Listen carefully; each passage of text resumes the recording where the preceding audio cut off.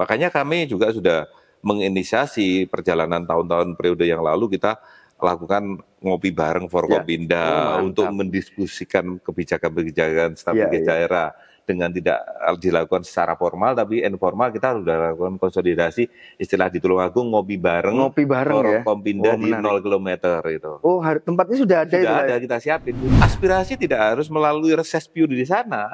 Karena menurut saya DPRD itu mulai bangun tidur sampai tidur lagi, tupoksi mereka harus mendengarkan keluhan rakyat gitu loh. Sebagai wakil rakyat, betul.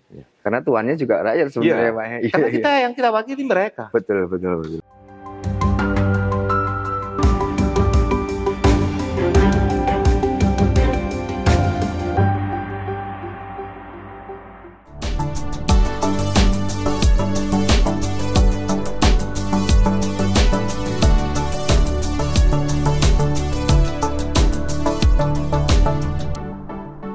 Assalamualaikum warahmatullahi wabarakatuh. Salam sejahtera bagi kita semua. Salam, Om Swastiastu, Namo Buddhaya, salam kebajikan.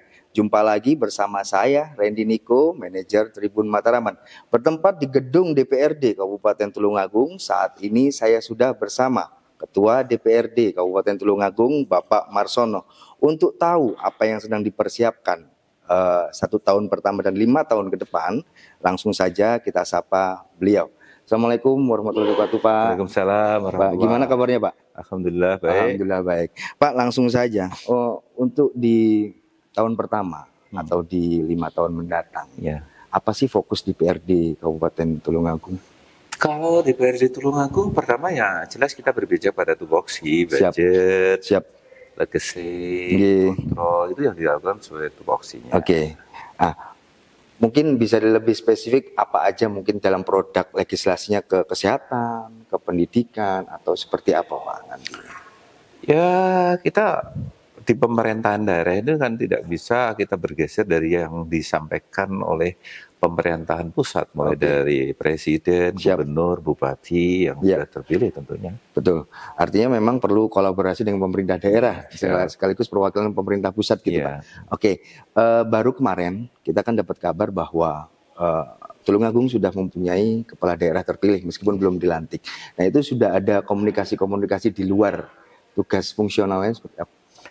Kalau komunikasi yang jelas kita lakukan sesuai dengan kembali ke tupoksi ya, DPRD ini kan bagian daripada kelengkapan pemerintahan daerah. Betul. Otomatis posisi DPRD yang tupoksinya kontrol, budgeting dan legacy itu kita mengawal pemerintahan dengan tidak melepaskan apa yang menjadi visi dan misi kepala daerah terpilih. Betul. Tentunya akan kita kawal agar sesuai dengan apa yang dikehendaki ketika mereka berkampanye menyampaikan visi misinya. Betul. Tentunya kedaulatan politik rakyat yang mendukung memilih, baik yang memilih karena beda pilihan, akan menjadi masyarakat secara utuh dari bupati yang terpilih. Maka tentunya kebijakan yang dilakukan adalah tetap berpihak kepada rakyat. Betul. Karena tidak ada setelah pilkada tidak ada lagi 01 dan 02. Itu adalah rakyat warga Kabupaten Tulungagung, begitu ya, Pak.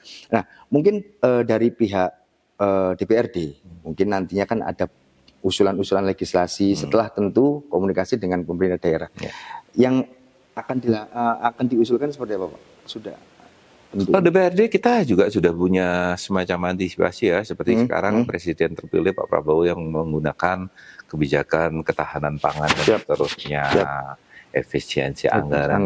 Seterusnya. Kebutuhan real yang paling krusial di masyarakat adalah tentang pendidikan, kesehatan. Tentunya yang kalau sekarang bicara ketahanan pangan, terus menuju generasi Indonesia emas ke 2045, maka kita siapkan semua secara terstruktur, bertahap, berjenjang sesuai dengan postur kemampuan keuangan daerah itu tentunya. Dan tentunya legislasinya juga dipersiapkan semua ya, Pak. Nah, kalau melihat program dari pemerintah pusat yang makan bergizi gratis tersebut, kalau dari pantauan DPRD, pelaksanaannya di Kabupaten Tulungagung seperti apa, Pak? Ini sudah ada rintisan untuk pelaksanaan di wilayah tertentu untuk pemberian makanan bergizi gratis. Tentunya karena ini masih program pertama kali, masih banyak hal yang perlu disempurnakan, mulai dari pengadaan barangnya, terus distribusinya, sasarannya.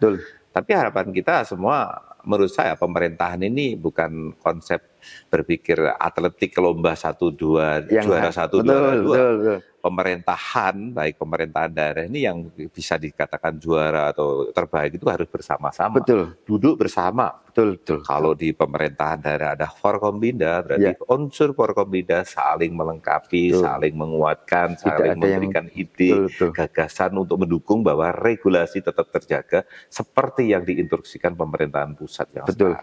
Ya, kalau itu pelaksanaan di lapangannya. Nah, untuk mendukung, maksudnya ketahanan pangannya juga harus disiapkan Pak, lahan-lahan untuk itu. Nah, untuk di Kabupaten Tulungagung seperti apa Pak? Ini saya sudah ada komunikasi dengan Dandim, dengan Kapolres, seperti yang sekarang dilakukan di Tulungagung ada program TMMD. Nah, saya sudah sampaikan kepada Dandim bahwa TMMD ini pusat kegiatannya di satu kecamatan, tapi akibat atau dampak yang ditimbulkan sebaiknya merata seluruh Koramil se-Kabupaten Tulungagung juga melakukan gerakan yang sama untuk mengkonsolidir pertanian yang mengampu kepada kesiapan, ketersediaan, keterjangkauan makanan bergizi gratis itu tentunya. Ya, artinya memang semua lini harus bergerak ini Pak ya. Bahkan polisi atau Polri pun juga ikut mendukung di dalamnya. Ini saya dengar dari Polres sudah membuat peta-peta tanaman yang mendukung itu di wilayah Kecamatan Gondang, di Sendang, dan juga di kecamatan lain tentunya. Luar biasa. Tentunya agak sedikit melenceng Pak ya. Itu kalau kita bahas program pemerintah pusat sudah selesai, anggap aja. Mengenai pendidikan ataupun kesehatan untuk warga Kabupaten Tulungagung, apa yang akan diusulkan oleh tentang kesehatan? Yang hal ini memang harapan masyarakat itu kalau bisa kan bagaimana kesehatan murah, bahkan cenderung kalau bisa digratiskan. Itu bisa dilakukan ketika kita juga melihat KKD, kemampuan keuangan daerah. Kalau memang daerah bisa memberikan layanan kesehatan gratis secara maksimal bahkan seluruhnya itu lebih bagus. Tapi kalau memang kemampuannya mungkin masih ada keterbatasan, boleh kan kita berjenjang mengampu ekonomi menengah ke bawah dengan klaster mungkin kelas 3 di rumah sakit umum daerah bisa digratiskan atau disikapi dengan kemampuan keuangan daerah dengan pelayanan selain BPJS atau KIS, tapi mungkin ada kebijakan-kebijakan baru yang dilakukan oleh kepala daerah tentunya itu. Ya artinya perlu ada terobosan-terobosan yang diusulkan oleh, yaitu jadi produk kolaborasi antara DPRD dan pihak terkait ya Pak. Makanya kami juga sudah menginisiasi perjalanan tahun-tahun periode yang lalu kita lakukan ngopi bareng Forkompinda untuk mendiskusikan kebijakan-kebijakan strategis daerah dengan tidak dilakukan secara formal tapi informal. Kita sudah lakukan konsolidasi istilah di Tulungagung ngopi bareng Forkompinda di 0 km itu. Tempatnya sudah ada. Sudah ada, kita siapin sudah. Harinya apa Pak itu Pak? Biasanya kemarin itu setiap malam minggu 2 bulan sekali itu secara bergilir. Yang punya hajat Pak Bupati dulu, setelah itu Ketua DPRD, setelahnya Kapolres, setelahnya Dandim. Ini sudah bergilir kayak kita rutinan warga kampung, tapi yang di situ hadir yang jelas para elit-elit pemerintah daerah juga mengundang OPD dan tokoh ulama, pemuda dan sebagainya untuk ngopi bareng. Itu apapun masalahnya selesai itu kayaknya selesai di ngopi ya Pak ya. Karena ngumpul semua pihak terkait. Kita untuk melepaskan tembok pemisah secara protokoler agar mereka tidak canggung untuk menyampaikan gagasan dan ide mereka. Kadar sungkan-sungkan juga menjadi problem juga tidak selesai masalah itu. Kalau soal pendidikan gimana Pak? Pendidikan kita ini kan ada beberapa hal. Kalau pendidikan itu tenaga pendidik yang mungkin ada beberapa yang sudah bisa diampu dengan kebijakan daerah tentang tunjangannya guru honorer dan lain sebagainya. Kita sikapi bersama. Setelah itulah yang pendidikan nanti ada pendidikan yang sekarang ada fenomena Bapak Ibu yang wali murid menyekolahkan anak sementara di sekolah negeri ada sebagian sudah bergeser ke sekolah-sekolah khusus, sekolah yang Islami atau swasta, religi gitu, swasta. Ya ini menjadi fenomena baru yang harus disikapi kebijakan daerah tentunya. Bagaimana kita meletakkan posisi kebijakan tentang dana BOS dan bantuan-bantuan PIP dan lain sebagainya gitu Pak ya. Gitu. Kalau untuk pengawas kita berkaca di beberapa daerah bahwa PIP, pelaksanaan PIP di lapangan itu kan banyak keselewengan yang dilakukan oleh ya oknum lah. Ya. Nah mungkin untuk bentuk pengawasan dari DPRD seperti apa untuk yang kayak BOS, BIP dan produk-produk pendidikan seperti itu? DPRD kan punya juga jadwal yang sudah dirancang di Bamus. Siap. Hari apa kita sidak dalam daerah atau kembali ke rakyat bahasanya untuk menemui stakeholder yang punya gagasan, ide atau keluhan, baik keluhan tentang kebutuhan kedaulatan mereka tentang kesehatan, pendidikan, atau ekonomi, atau hal-hal budaya atau keagamaan yang harus diampu. Di DPRD kan ada ruang reses juga yang mereka harus diskusi. Menyerap aspirasi-aspirasi dari akar rumput. Aspirasi tidak harus melalui reses pure di sana. Karena menurut saya DPRD itu mulai bangun tidur sampai tidur lagi, tupoksi mereka harus mendengarkan keluhan rakyat gitu loh. Sebagai wakil rakyat itu. Karena tuannya juga rakyat sebenarnya Pak. Karena yang kita wakili mereka. Betul. Sesuai dengan sumpah yang mereka janjikan, diikrarkan bahwa dia akan memperjuangkan aspirasi masyarakat yang diwakili. Maka terlepas itu masuk zona reses atau tidak, DPRD berkewajiban mendengarkan keluhan rakyat. Bahkan mereka harus proaktif kembali ke rakyat. Entah mereka berangkat dari rumah menuju ke zona kerja, bertemu di pasar, bertemu di pom bensin, bertemu di mana, dia harus pakai mata dan telinga untuk melakukan pijakan tupoksi mereka untuk bekerja. Artinya DPRD merasa bahwa pengawasan itu berjalan dengan semestinya karena ada feedback dari masyarakat yang menerima itu juga ya Pak? Baik, kalau terakhir Pak, ini terkait ekonomi. Bagaimana cara meningkatkan perekonomian di Kabupaten Tulungagung? Mungkin dari DPRD ada masukan untuk pemerintah daerah di masa Pak Gatot Sunu ke depan Pak? Kalau yang selama ini saya lakukan yang kemarin ya. Baik. Mudah-mudahan nanti ke depan akan lebih baik. Karena kami selalu punya cita-cita yang sama bahwa kita ciptakan bahwa hari ini dan hari esok itu akan lebih baik daripada kemarin. Amin. Bagaimana itu dilakukan? Ya kita harus membangun satu konsep, tegakkan komunikasi secara intensif, silaturahmi secara masif, konsolidasi secara konstruktif dan lain sebagainya. Karena kita bisa sukses itu manakala kita bisa duduk bersama, mempunyai semangat yang sama, mempunyai target capaian kerja yang juga sama. Nah kalau kita melihat ya cara meningkatkan ekonomi kan banyak ya Pak.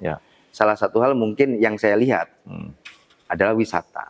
Potensi Tulungagung luar biasa. Kita punya JLS, aksesnya sudah oke. Terus beberapa titik spot wisata juga oke. Nah mungkin ada usulan lain untuk wisata Pak, untuk lebih memaksimalkan potensi ini. Gimana Pak? Kalau saya selalu mengembalikan seperti apa yang kita miliki, pewarisan geografis Tulungagung yang saya katakan, sering saya sebut, kita berada di segitiga strategis. Tulungagung ini ada di 6 kabupaten kota yang mengelilingi. Satu bisa saudara kita di Kabupaten dan Kota Kediri kalau mau ke Trenggalek lewatnya Tulungagung. Betul. Warga Trenggalek yang mau ke Blitar lewatnya Tulungagung. Saudara kita yang di Kabupaten Blitar dan Kota Blitar yang mau ke Kediri mampir Tulungagung. Ibaratnya kita duduk di pertigaan. Betul. Kita menjajakan sesuatu yang sifatnya strategis akan mengampu dan mengakomodir dan bisa dilihat oleh saudara kita di 6 kabupaten kota yang mengelilingi kita. Tinggal bagaimana konsep strategis yang dilakukan kepala daerah, tentunya bersama Forkompinda yang dalam ini kami adalah sebagai DPRD untuk selalu mengawal, mendukung, memberikan masukan, ide dan gagasan untuk menjalin sebuah kolaborasi strategis tentunya untuk bisa berpihak kebijakan ini pada masyarakat. Pembangkitan ekonomi rakyat secara masif. Luar biasa. Baik, terima kasih Pak Marsono atas waktunya. Baik Tribuners dan pembaca harian Surya dimanapun Anda berada, itu tadi bincang santai saya bersama Ketua DPRD Kabupaten Tulungagung Bapak Marsono. Semoga bisa diambil hikmah dan manfaatnya. Saya Rendy Kuramanda, pamit. Assalamualaikum warahmatullahi wabarakatuh.